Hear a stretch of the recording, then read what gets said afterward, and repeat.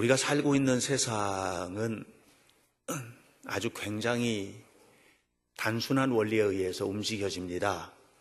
그것은 우리가 잘 알고 있는 일인데 1 더하기 1은 2라는 굉장히 기본적인 산수, 이 덧셈 뺄셈의 공식이 우리의 삶의 모든 부분에 영향을 끼치고 있어요.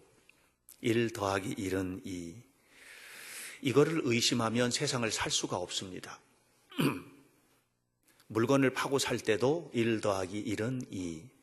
이 원리에 의해서 물건을 사고 팔고 계산합니다. 또 어떤 일을 할 때에도 내가 적어도 이 정도 노력을 하면 이런 일을 이룰 거야 라는 이 1 더하기 1은 2라는 노력의 결과에 대한 기대가 우리로 하여금 열심히 살게 만드는 그런 세계 속에서 우리가 살고 있습니다. 직장을 다니는데 직장에 일하면 일한 대가를 받는 것도 내가 일하면 일한 만큼 또 그 직장에서 얼마 동안 오래 일했느냐 하면 그 일한 연수만큼 1 더하기 1은 2라는 이런 기본적인 원리가 적용이 돼서 2년 일하면 2년 일한 만큼, 4년 일하면 4년 일한 만큼 대가를 받게 됐고요. 한 달을 일하면 한 달 일한 만큼의 당연한 대가를 받는 것은 기본적인 계산의 법입니다. 그래서 우리는 하루하루 살아가는 모든 날을 바로 이런 아주 기본적인 덧셈과 뺄셈의 공식에 의해서 살게 되고요. 또 하루하루 살아가는 것도 하루가 살면 또 하루가 오고 또 하루를 살면 또 하루가 오고 하는 것도 이런 기본적인 계산의 원리 속에 있는 것입니다. 신앙의 세계도 마찬가지입니다. 우리가 신앙생활을 할 때에도 1 더하기 1은 2라는 원리가 고스란히 적용이 됩니다. 갈라디아서 6장 7절 하나님은 거짓되지 않다. 절대로 속지가 않으신다. 그래서 네가 무엇을 심든지 심는 거를 거두게 되는 것이야. 이렇게 말씀해 주셨습니다. 그래서 신앙의 세계 속에서도 콩을 심어야 콩을 거두고 팥을 심어야 팥을 거두는 이런 심고 거둠의 법칙이 이루어진다는 것이에요. 열심히 기도하면 기도하는 것에 대한 대가를, 열심히 신앙생활하면 신앙생활한 것에 대한 인정을 하나님께서도 해주신다는 얘기입니다. 그러니까 이 1 더하기 1은 2라는 이런 세계가 세상에만 있는 게 아니고 우리 신앙생활 속에도 여전히 자리 잡고 있다는 것을 우리가 알아야만 합니다. 그런데 성경을 보면 이 1 더하기 1은 2라는 원리가 기본적으로 우리가 살고 있는 세상이기 때문에 깔려 있는데 시편 1편에서도 시냇가에 심은 나무는 열매를 거두고 사시사철 푸르르다 이렇게 말씀하셨잖아요. 그는 시냇가에 심겨졌기 때문이에요. 만약에 그 나무가 사막이나 광야에 심겨졌다면, 사과나무가 시냇가에 심겨져 있는 나무가 자리가 그 자리로 옮겨진다면 일주일 넘기지 못하고 말라 죽을 거예요. 다시 바꿔 말하면 우리가 살고 있는 삶의 자리에 1 더하기 1은 2라는 이 기본적인 우리가 이해되는, 다 이해되는, 그래 고개를 끄덕일 수 있는 그런 일들은 우리 신앙생활 세계 속에도 있지만 이해할 수 없는 일들이 벌어지는 거예요. 신앙으로는 도저히 신앙이 아니면 이해할 수 없는 일들이 성경 안에는 가득해요. 예를 들면 예수님께서 십자가에서 고난당하시고 죽으셨어요. 예수님께서 십자가에서 고난당하시고 죽으셨는데 그분이 죽으심으로 내 죄가 용서되어서 이거는요 1 더하기 1은 2입니다 라는 세계를 살고 있는 사람들은 이해할 수 없는 원리입니다. 그가 누군지도 모르고 그분이 돌아가신 지가 2000년도 넘었고 그런데 그가 죽은 것이 나하고 무슨 상관이 있길래 내가 내 죄가 용서받고 내가 평안을 누리고 내가 그분 때문에 천국을 간단 말인가? 이거는 이해할 수 있는 얘기가 아닌 것입니다. 왜냐하면 우리는 늘 학교에서도 일상생활 속에서도 항상 하나 더하기 하나는 둘이다. 이것만 진리야. 이게 정의야. 이렇게 배워왔는데 그게 아닌 것을 자꾸만 믿으라고 하니까 믿기가 어려운 겁니다. 너무너무 소중한 아들이 있었습니다. 이 귀한 아들을 엄마가 애지중지 키웠는데 이 녀석이 엉덩이에 뿔이 나서 크면서 잘못됐어요. 그래가지고 이 아이가 못된 짓을 하다가 아주 큰 죄를 지었고 그 죄 때문에 사형 선고를 받게 된 겁니다. 재판에서. 그 재판에 방청객으로 앉아있던 엄마가 갑자기 손을 들고 재판장님, 그 아이는 제가 너무너무 사랑하는 아이인데 재판장님 제가 부탁이 있습니다. 그 아이가 죽으나 내가 죽으나 죽는 것은 마찬가지 아닙니까? 그 아이를 살려주시고 나를 대신 죽여주세요. 그 아이의 죄 때문에 내가 죽겠습니다. 이렇게 아무리 무릎을 꿇고 무릎이 낙타 무릎 되도록 빌어도 그런 일은 세상에서 이루어지지 않습니다. 왜냐하면 세상은 1 더하기 1은 2만 통용되는 세상이기 때문에 그렇습니다. 그래서 아무리 요청을 해도 내가 지은 죄 때문에 내가 당하는 것이고 내가 지은 죄의 값을 내가 치르는 것이 1 더하기 1은 2의 세상입니다. 그런데 그분이 나를 위해서 죽어주셨다. 근데 내 죄가 용서되었다. 그분이 나를 사랑하셔서 내 마음에 하나님의 평화가 임했다. 억압으로부터, 염려로부터, 지옥의 고통으로부터 그분 때문에 내가 다 해방되었고 해결되었다라고 하는 것은 믿을 수 있는 얘기가 아닌 것입니다. 성경은 바로 이런 이야기가 주류를 이루는 그런 책이고 믿음 생활이라는 것은 1 더하기 1은 2의 세계를 뛰어넘어서 하나를 심었는데 30배를 거두고 60배를 거두고 100배를 거두게 하시는 하나님의 기적이 일상이 되는 그런 삶을 살아가는 것임을 기억하시기를 바랍니다. 그래서 갈라디아서 5장 1절에서 말씀하셨습니다. 그리스도께서 우리를 해방시켜 주셨고 우리는 자유의 몸이 되었습니다. 갈라디아 5장 13절에 말씀하셨습니다. 형제자매 여러분, 하나님께서 여러분을 부르신 것은 여러분을 완전한 자유와 해방의 삶을 살게 하시려고 부르신 것입니다. 그래서 우리가 예수님을 믿고 우리가 누리는 것은 죄로부터 해방, 삶의 억압으로부터 해방, 하나님의 이 축복을 누리는 자유를 누리는 길에 들어선 것임을 기억하시기를 바랍니다. 그런데 신앙생활을 하다 보니까 이게 문제가 생겼습니다. 갈등이 생긴 거예요, 우리 안에. 어떤 갈등이 생겼느냐 하면 예수님께서 십자가에서 죽으시고 내 죄를 용서해 주셔서 내가 자유를 얻었다고 했는데 자유인데 교회를 나오면 나올수록 자유롭지가 않은 거예요.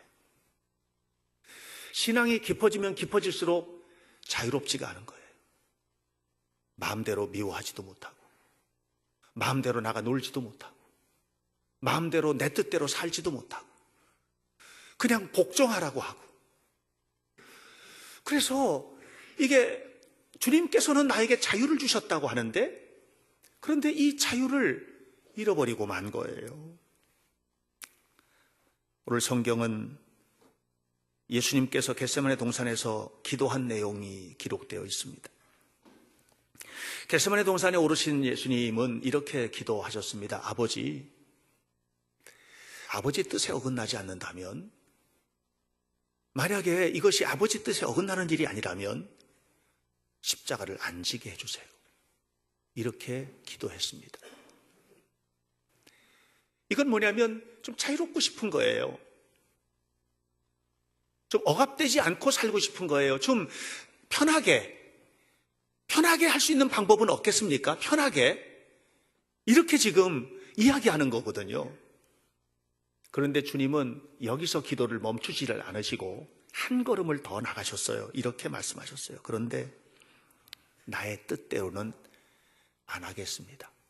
아버지 뜻 앞에 복종하겠습니다. 이렇게 이야기를 했습니다.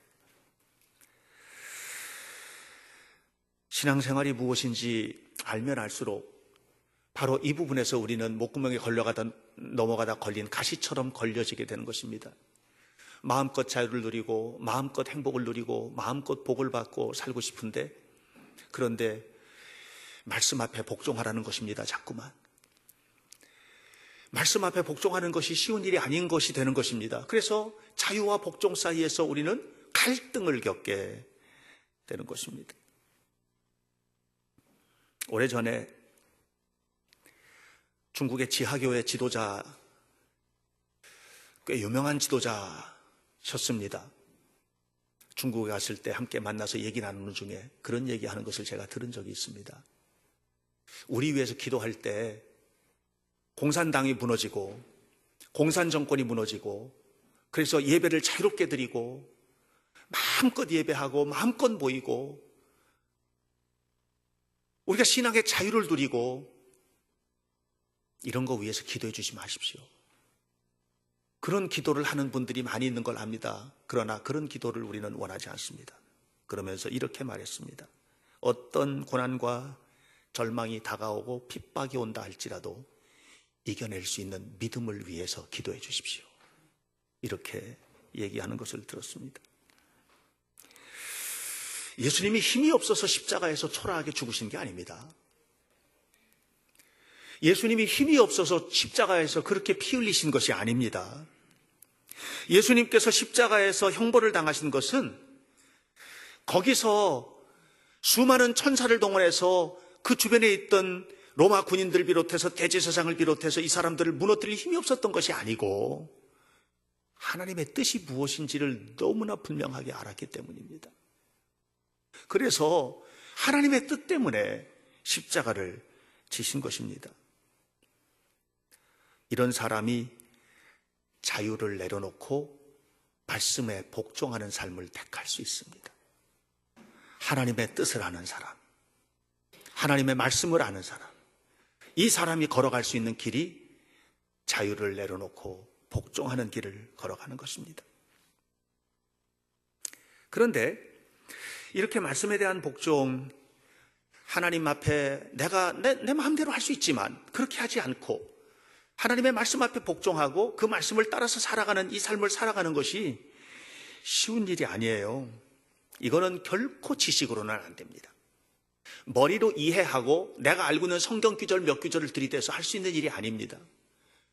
이거는 머리로 이해해서 할 수 있는 일이 아니에요. 이렇게 말씀 앞에 복종해서 살아가는 이 삶은 하나님을 만난 사람만 할 수 있는 삶인 것을 기억하시기를 바랍니다. 다윗을 한번 보십시오. 골리앗이 지금 서서 이스라엘 백성들을 위협하는데, 골리앗이 서서 이스라엘 백성들을 위협할 때 사울도 나서지 못하는 겁니다. 머리로는 압니다. 하나님이 승리하신다는 것을. 그런데 나서지 못합니다.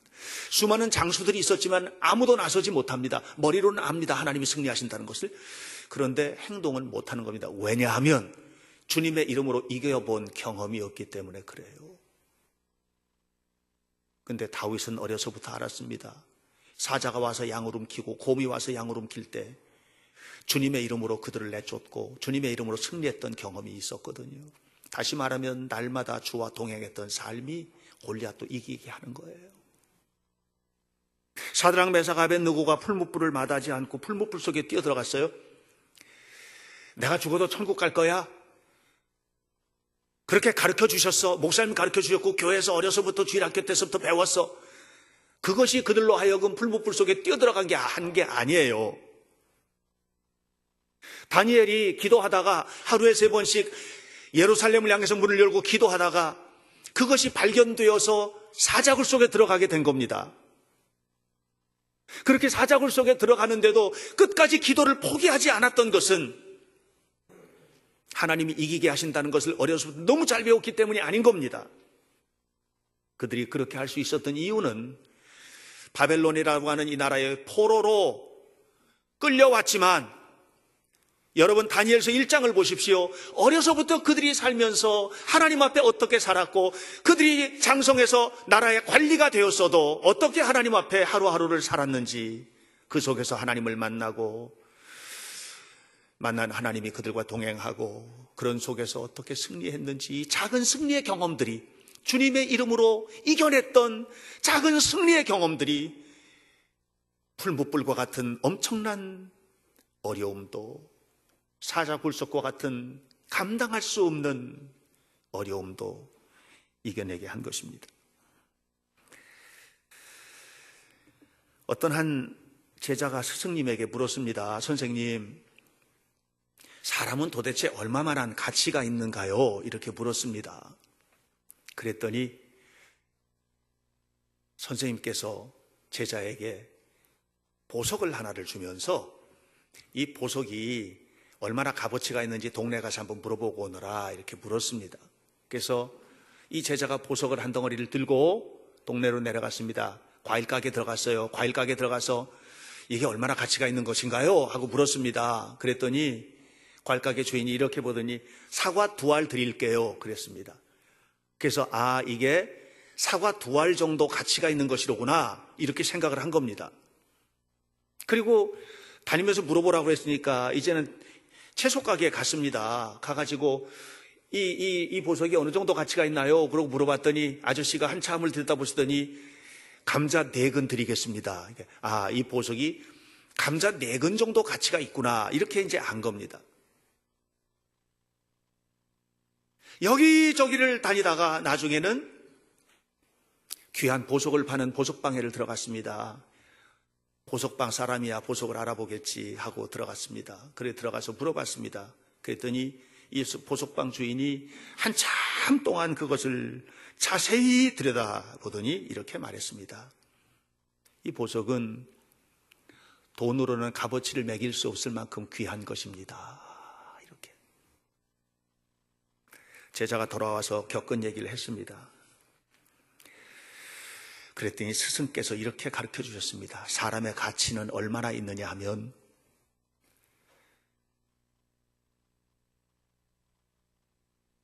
너 스스로가 나는 사과 2알 정도밖에 가치가 없는 사람이야. 그러면 너는 사과 2알만큼 가치 있는 것이고, 너 스스로가 나는 감자 4근 정도의 가치가 있지. 그러면 그 정도 가치가 있는 것이고,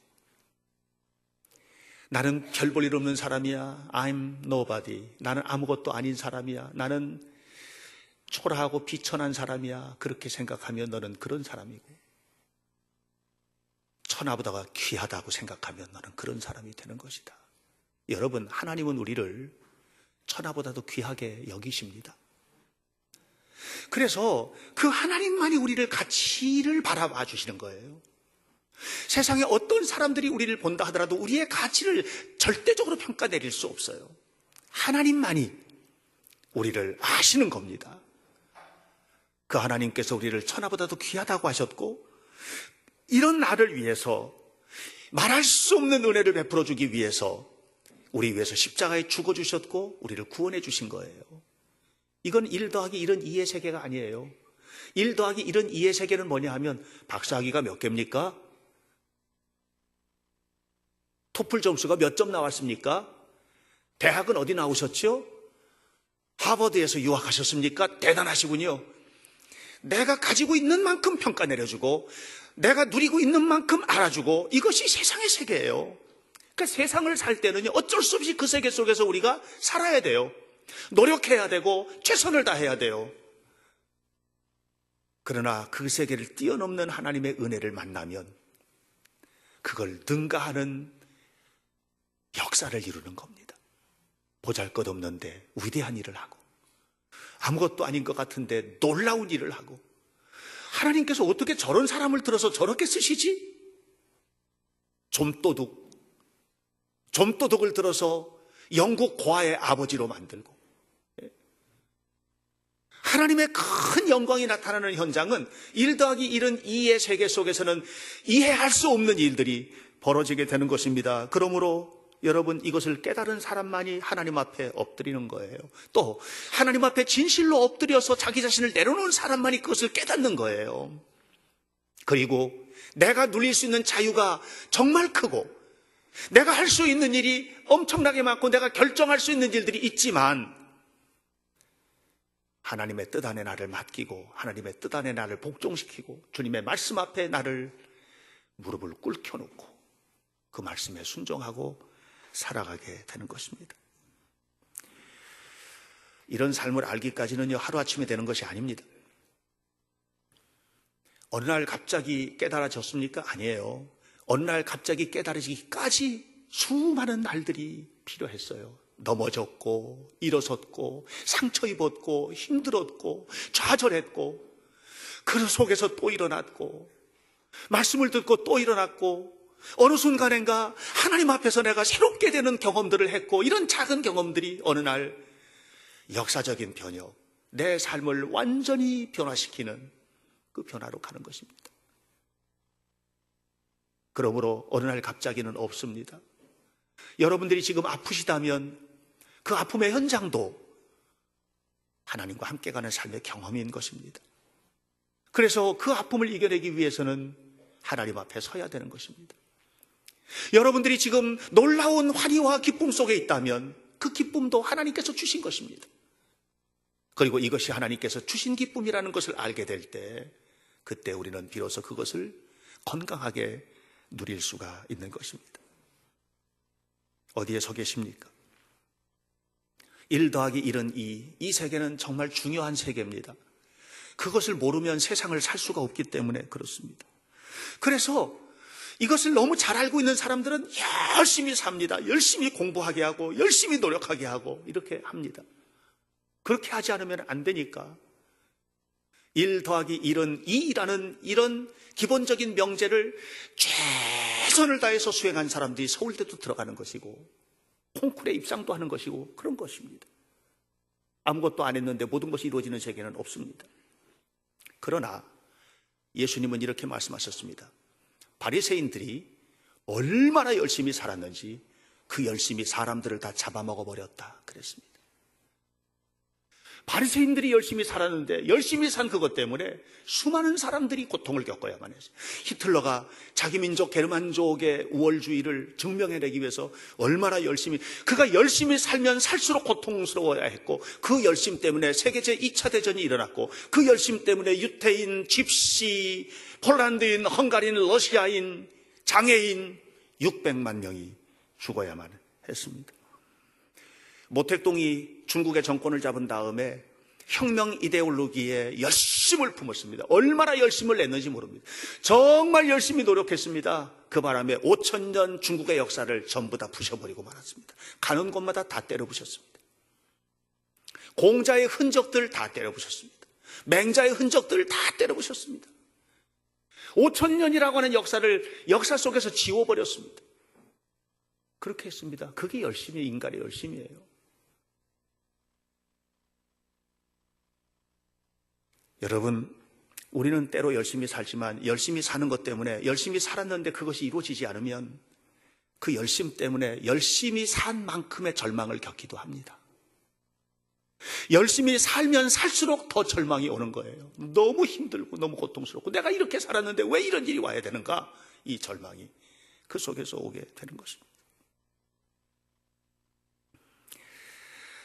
건강한 열심이 우리에게는 필요합니다. 성경은 하나님도 열심히 있는 분이라고 말씀하셨습니다. 이사야서 37장 32절에 만군의 여호와의 열심히 이를 이루리라. 어떤 열심인가요? 사람을 세우는 열심. 남은 사람들을 예루살렘으로 세우고 환난을 당한 사람들을 시온산에 세우고 하나님의 열심입니다. 하나님의 열심은 야곱과 같은 사기꾼도 품어서 위대한 12지파의 조상이 되게 했습니다. 하나님의 열심은 예수님을 눈앞에 3번씩이나 저주하며 부인했던 베드로도 사람으로 세웠고 그 하나님의 열심이 사울을 바울되게 하셨고 그 복음이 오늘 우리들에게까지 임하게 된 것입니다. 저는 요즘도 매일 묵상합니다. 나는 어디에 서 있는지. 오랜 세월 이렇게 목회를 33년을 정확하게 만 33년을 지나왔는데 지나오면서 삶을 뒤돌아보고 묵상을 하면서 제가 참 힘들었던 게 있습니다. 그건 뭐냐면 주님께서는 끊임없이 지켜보셨는데 난 그걸 모르고 있었던 것입니다. 열심히 하면 될 줄 알고 최선을 다했는데 그냥 주님께서 눈 감아 주신 것입니다. 너무 잘못된 게 많은 거예요. 너무 잘못 산 게 많은 거예요. 너무 잘못한 건 많은 거예요. 그런데 주님은 탓하지 않고 참아주시고 33년을 기다려주셨어요. 그것을 깨달을 때 마음이 무너져 내리고 힘들었어요. 이 하나님의 마음도 모르고 내가 나 잘난 줄 알고 그랬구나. 이게 아닌데 하나님께서 하시는 것인 걸.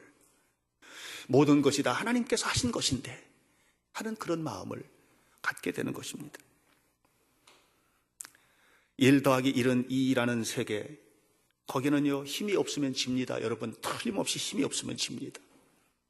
1 더하기 1은 2의 세계 속에는 힘이 없어서 지지만 믿음의 세계는 좀 다릅니다. 사랑 때문에 집니다. 힘이 너무 많아도 사랑 때문에 집니다. 엄청난 능력을 가지고 있어도 사랑 때문에 집니다. 이것이 믿음의 세계입니다. 예수님께서는 십자가에서 내려올 힘이 없었던 것이 아니에요. 사랑 때문에 죽어주셨습니다. 그분의 한없는 사랑 때문에. 이것을 느끼게 되는 순간에 우리가 하는 것이 있습니다. 그래, 그 사랑을 받았으니 내가 누릴 수 있는 자유, 나는 내 마음대로 할 수 있는 모든 것을 가졌지만 주님 말씀 앞에 복종하리라 라는 믿음을 갖게 되는 것입니다. 사랑하는 여러분, 예수님께서 십자가에 죽으시고 부활하시고 그리고 우리에게 이제 다음 주가 성령 강림절이거든요. 성령의 충만한 은혜를 우리에게 부어주실 것입니다. 주님의 십자가와 부활을 묵상하는 이 절기에 함께 묵상해야 되는 것이 있습니다. 나는 자유만 누리고 있는 값싼 그리스도인은 아닌가. 나는 하나님의 말씀 앞에 진실로 복종하는 건강한 그리스도인으로서 이 자유의 문턱을 넘어 복종의 세계까지 나아가 있는가. 만약에 그렇다면 이후에 여러분의 삶은 하나님께서 책임지실 것입니다. 우리 하나님의 은혜가 우리 현대교회 모든 성도들의 삶 속에 풍성하시기를 간절히 축원합니다. 기도하겠습니다.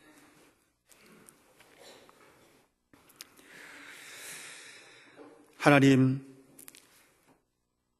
우리가 세상에 살고 있으니까 열심히 노력해야 되는 것은 당연한 것입니다. 1 더하기 1은 2의 세계를 이루기 위하여 우리는 너무너무 최선을 다해야만 합니다. 우리의 자녀들은 열심히 공부해야 하고 우리의 부모님들은 열심히 일해야 하고 우리가 주어진 모든 조건 속에서 최선을 다해야 되는 것은 당연한 일이고 마땅한 일입니다. 그러나 여기만 머물러 있다면 우리는 비참한 사람이 될 것입니다. 왜냐하면 세상은 아무리 노력해도 헛되고 헛되며 헛되고 또 헛된 것이라고 말씀하셨습니다. 그러므로 우리가 일하는 이 1 더하기 1은 2의 세계가 풍요롭게 되기 위하여 내 삶의 모든 것을 주님께 맡기고 하나님의 말씀 앞에 복종하며 겸손히 무릎을 꿇고 하나님 앞에 서는 은혜로운 성도들이 되도록 도와주옵소서. 그리고 진실로 하나님께서 이끄시는 삶, 하나님의 말씀 앞에 나를 맡기고 헌신하는 거룩한 삶, 이 삶을 실천하게 하시고 이를 통하여 우리 주님께서 거두어 주시는 놀랍고 큰 복을 누리는 은혜로운 성도들이 되게 하옵소서. 예수님 이름으로 기도하옵나이다. 아멘.